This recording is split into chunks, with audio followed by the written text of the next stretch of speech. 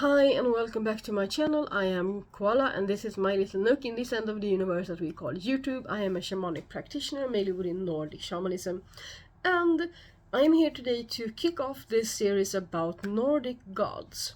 If you don't know, I have a series about Nordic goddesses that you can check out, and this is the start of a series about the gods. So in this video I will talk about Odin, and then I will make 3 other videos with 3 other gods in this series, and those will be Thor, Loki and Balder.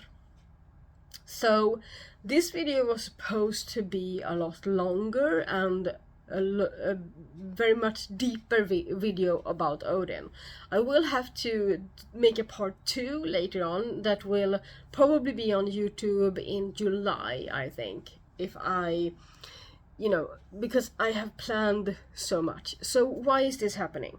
Well, I'm on a deadline with the sources that I have home from the library. So I have a week left now to gather as much information from them as possible about Odin and about the other gods and the goddesses, and about some other things that I want to talk about as well, like Valkyries and giants and that sort of thing, and elves and like everything. And I'm focusing on that, which gives me less time to actually sort all of it and also film and edit and publish. So in this video I will talk about Odin, right? And it will look more like one of my original videos about the goddesses, with a little less information than I plan to, because I will do the deep dive in my next video on Odin. But I will share some bits and pieces from the sources because, I've read it, so some of it is stuck here, so I will mention some of it and then I will go deeper in the second part. So just so you know, and the second part in this about Odin, as I said, will come up on YouTube around July, but as soon as I have filmed it, probably late April, and edited, I will publish it for my Patreon members. So if you want to know more about Odin as soon as possible, look out for that in May on my Patreon. So yeah, it will end up there first and then be published here on YouTube when my schedule allows. So the things that I'm gonna tell you about Odin is who is Odin and my relationship with him, and with these two will kind of meld together, these two topics, because they are kind of intertwined. And that is also the part of this video where I will talk about some of the things that the sources do say. And then I will mention, do I honor Odin in any way? And then how can you honor Odin? And when I get to that part, I will actually cite one of the sources, tell you a little bit about Blot. So, and then I will thank you for being here. So let's get into it, shall we? So, who is Odin? Well, he is the all-knowing All-Father.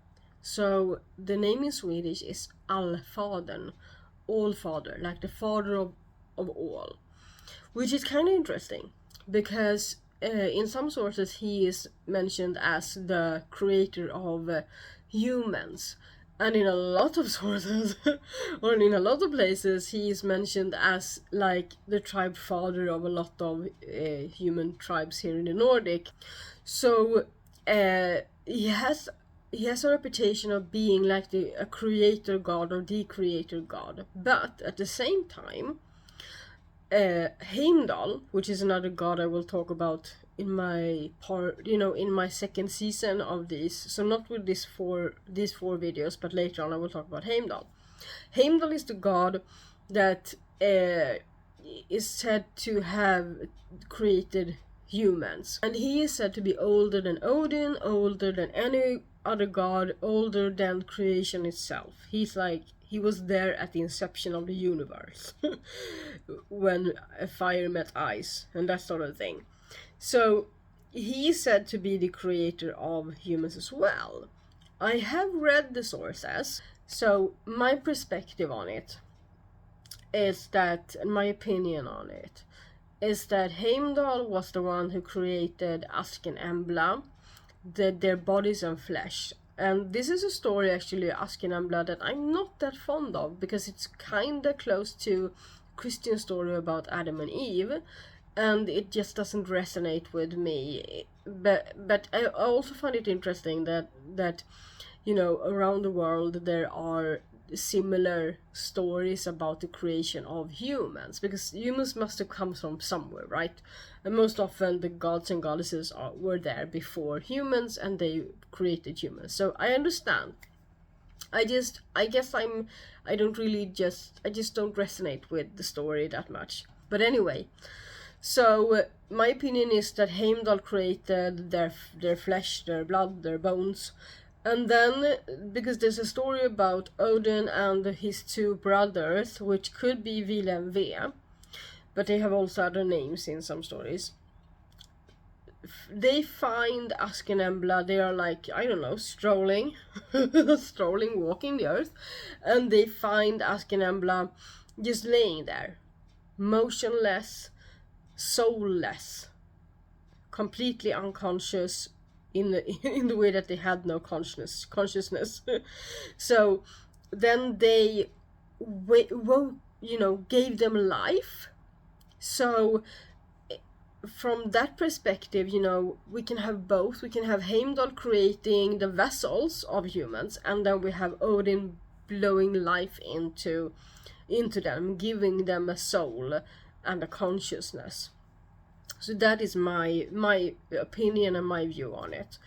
So he is the All-Father. He has so many names, and I will try and include all the names in my longer video, like make maybe kind of a slides where they are just mentioned. So if you want to know them, you can pause and read them.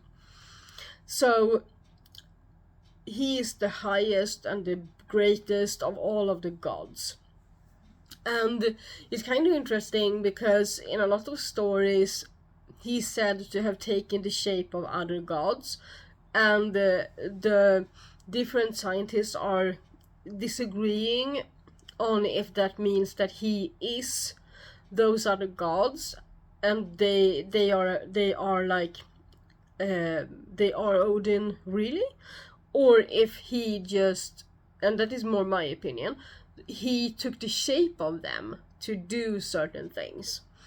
And that is more his style. It's his style to mask and go do something, to get around an obstacle, or to cheat someone so that he can reach his goal, whatever he wants to achieve. And so I am really leaning towards that he is really good at shape-shifting, because he is known to take on a lot of masks and doing certain things, and I think that is it.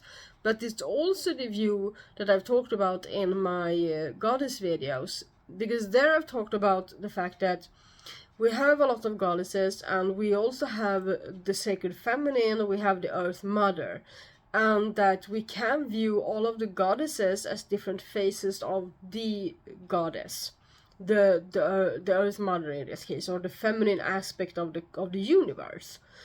And then we have the masculine aspect of the universe that we can call Father Sky, and that can be the same as Odin in the Nordic mythology. But if we want to keep all of the other gods, because I enjoy that. I like having a big pantheon with gods and goddesses for different purposes, and that we can call upon when we need them, and instead of just one that we need to trust. So I'm more into the fact that they are all different phases of the masculine aspect of the universe, and that Odin is one of those, Thor is one of those, Loki is one of those, etc. And then Odin also has the ability to shapeshift and take on the masks of the other gods. And he also takes on the masks of other goddesses. He's known for being like gender non-conformative in the way that he can wear women's clothes, and he can cheat the others that he is a woman to meet his goal.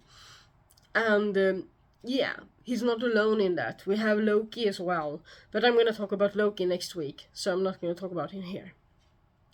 So he's the All-Father, he's the All-Seeing, he has the ravens, Hugin and Munin on his shoulders, and he's also a warrior god, and I have always connected with Tyr as the warrior god, the warrior, the spiritual warrior. And for me, Tyr is more a god that I can become when I need to have my warrior spirit, you know. While Odin is the god of the warriors. He's like the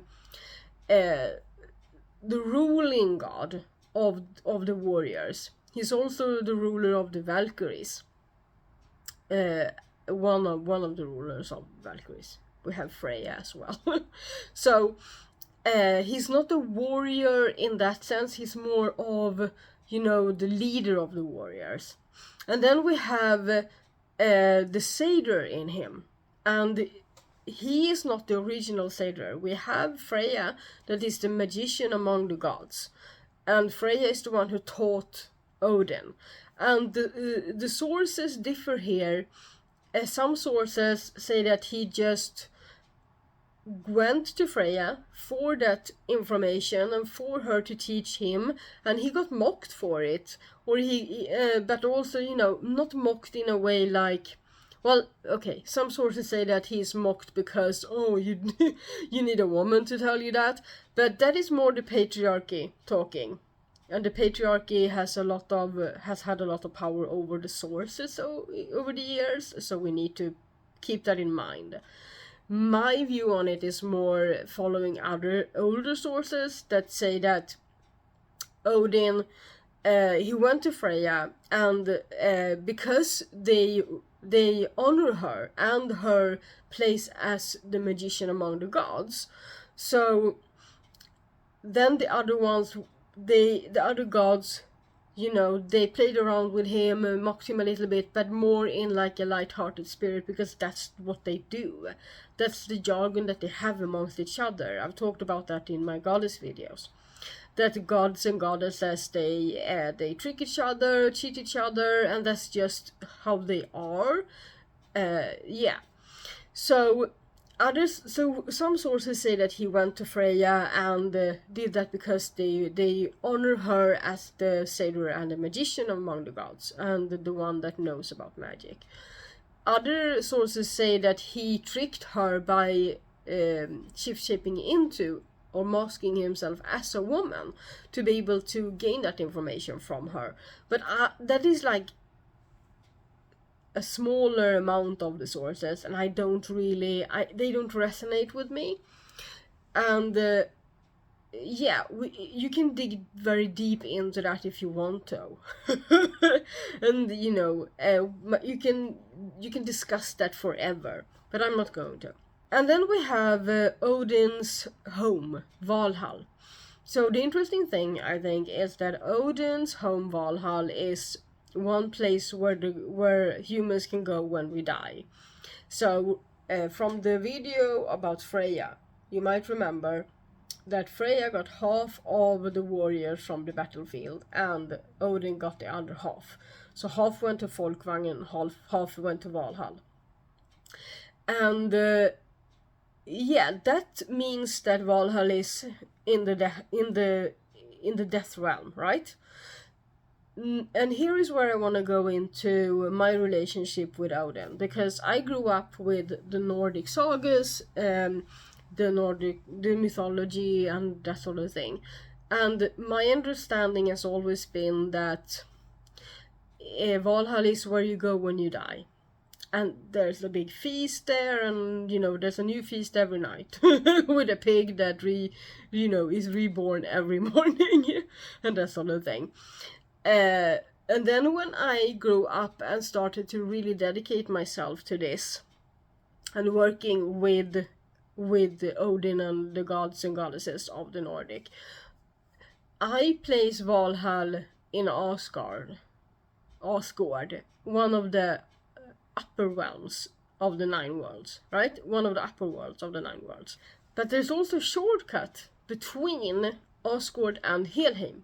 So the upper world and the lower world. And why can't Valhall be on the way there? So you can reach Valhall through Asgård. And I think we have to remember that the 9 worlds and the tree of life and the map of cosmos is humans' way of trying to control and also structure something that we can't really grasp. So my view has always been that it's more intricate than that, and the worlds go, in and out of each other in ways that we can't really comprehend, and that's why I always want people to discover the 9 worlds, for themselves. I can guide people, and I do that with different ceremonies and also in healing work and that sort of thing. But you need to really dive into the 9 worlds to understand the intricacy of them. And some of it goes above our heads because our brains are too small to comprehend. And one of those things can be how Valhall can be in both Asgård and the realm of death at the same time, and how that looks and what that means when you visit those realms, So I just wanted to mention that before continuing on with my relationship with Odin. So my relationship with Odin is partly with him as the Seidrer. And I really, had to think about this, because my relationship with the gods differ in a way from my relationship with the goddesses. And that way is the goddesses I see very much as teachers and entities that kind of hold space for me and give me what I need when I need it, and I can turn to them for support and guidance and wisdom and healing. The gods have always been a part of me, and I haven't really worked with them in the same way as the goddesses because I haven't felt the need to as a grown up. And why is that? Well, as I said, I grew up with the sagas of the Nordic, or with all of the mythologies about Thor and his quests, and Loki and how he tricked Tyr, and these are stories I grew up with, and I connected to these gods because the gods were more the center of these stories than the goddesses were. So I think that's a part of it, that I have connected with them from an early age, thanks to my father. So I already felt a connection to them, most of them, including Odin. So my relationship with Odin is more I take on his energy or channel his energy when doing Seidrer. While Freya is more of a teacher. She teaches me Seidrer. Of course Odin can teach me things, but more in, learning by doing kind of way. And the same goes for the wisdom, because Seidrer and then wisdom are two things that I connect with Odin through. And the wisdom I most often connect through his ravens, right? Hugin and Munin. So when I connect with them, and I will talk about this more in depth in a video about Hugin and Munin that will be on YouTube in the fall of 2026. I think it will be in September.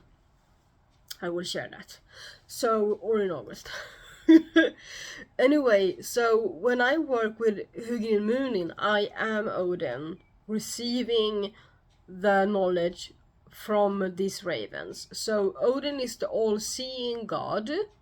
We have all-seeing goddesses. We have Saga, we have Idun, we have the Norns. We have a lot of gods that are, they can see the future and see possibilities and see what's going to happen and what we can do about it, etc. When it comes to the gods, Odin is the all-seeing god, and who sees for him? That is Hugin and Munin. So when I connect with Hugin and Munin, I do it as Odin, in a way. I become him, and then I have the ravens on my shoulder, like in a meditative or trance-like state. So no matter if I do Seidrer or if I receive wisdom and knowledge, when I do that through Odin, I become Odin. And with the goddesses, I welcome them into my space, I meet them as entities outside of me, and then I take them in, and I welcome them into my body, mind, spirit, and soul, and walk with them. Odin is forever a part of me. He's been a part of me since I was like 4 or something like that, maybe even younger. And I still have some of the stories in my bookshelf that my dad used to read to us. So do I honor Odin, and how? I would say that since I haven't had the desire to get to know Odin, I haven't really honored him in the same way that I honor the goddesses, and I have worked with honoring them throughout the year.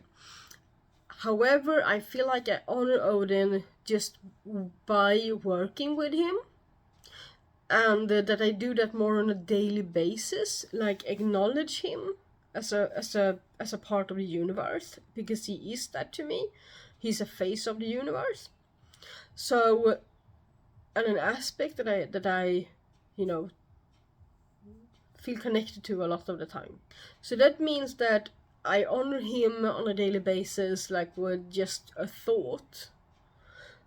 With that said, I can absolutely do better in honoring him in a bigger way, like I do with the goddesses. I'm open to that, and I feel drawn to it. And this is where I go into how you can do that.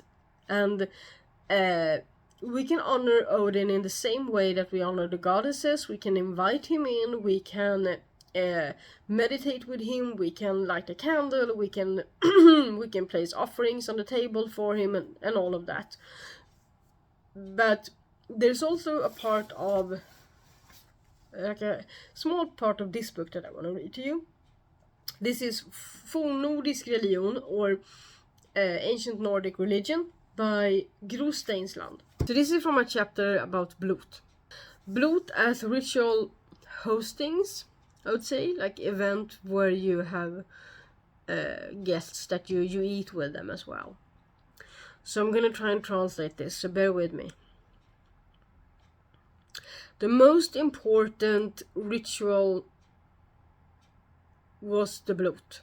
If we shall believe written sources, the year had 3 major Blots.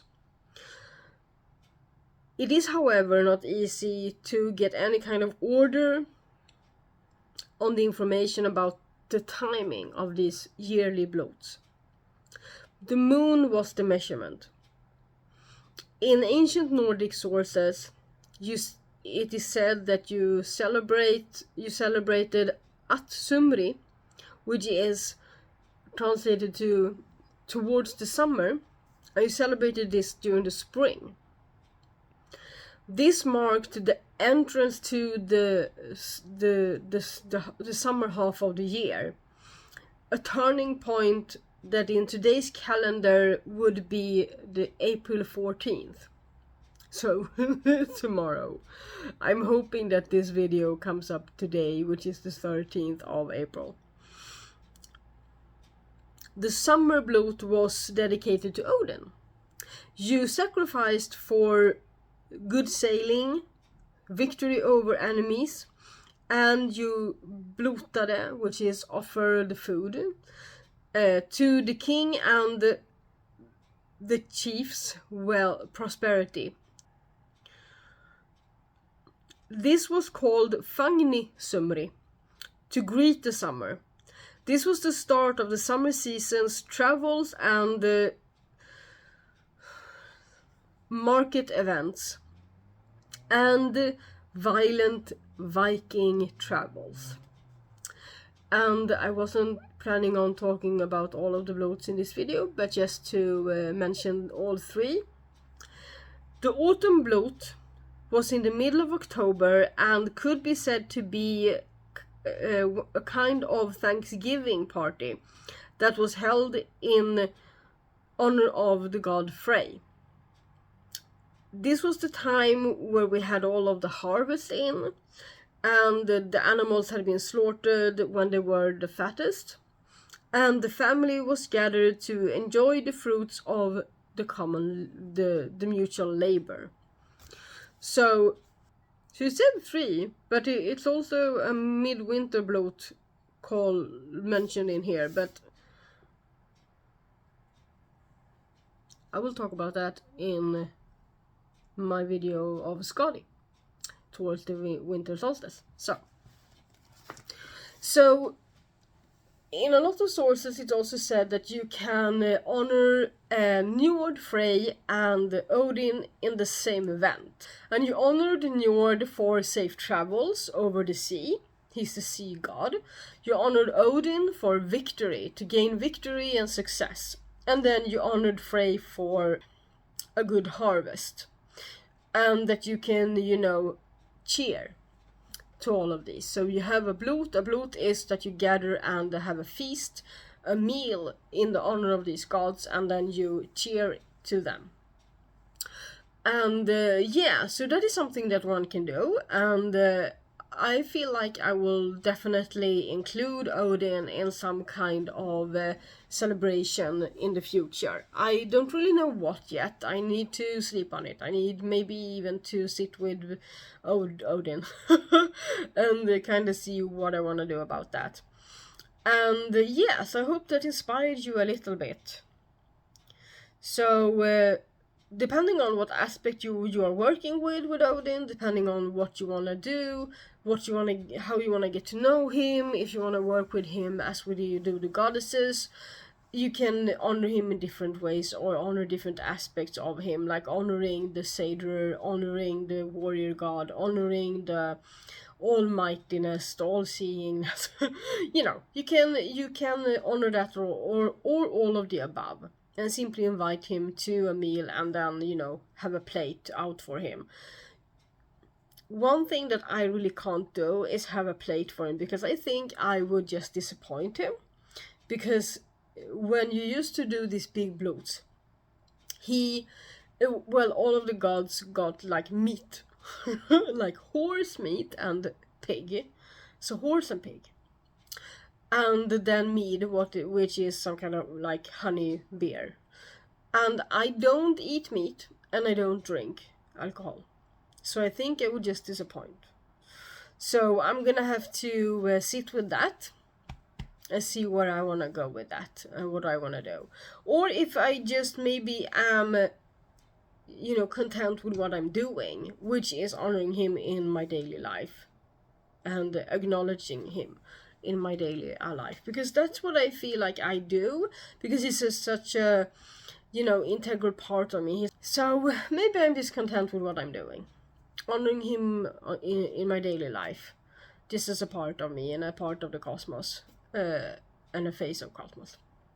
With that said, thank you for watching. If you want to know more about Odin or the other gods and goddesses, don't forget to subscribe and comment if you have any questions, or if you have any suggestions on other gods that I can talk about in upcoming series, because in this series I'm gonna talk about Odin, this video, and then Thor, Loki and Balder. And then in an upcoming series of like four-part series, I'm gonna talk about Heimdall, and I'm gonna talk about Tyr. And I have ideas, but I'm not set on them yet, so let me know if there's other gods that you want to know more about, because there are a lot of gods in the Nordic pantheon. And I have a Patreon. I know you know that, so thank you for watching. See you next time. Walk in beauty. Shingeling.